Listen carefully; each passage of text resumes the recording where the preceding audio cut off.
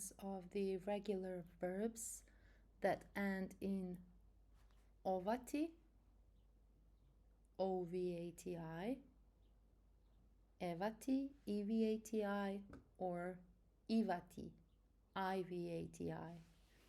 So to make the present tense, we have to drop 5 letters this time. So we are dropping OVATI, 5 last letters, and using endings ujem, uješ, uje, ujemo, ujete, uju.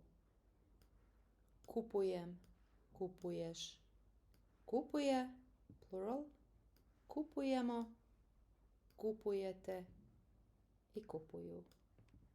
Again, that works for all verbs ending in OVATI, IVATI, or EVATI. For example, putovati, dropping last 5 letters and using endings putujem, putuješ, putuje, putujemo, putujete, putuju.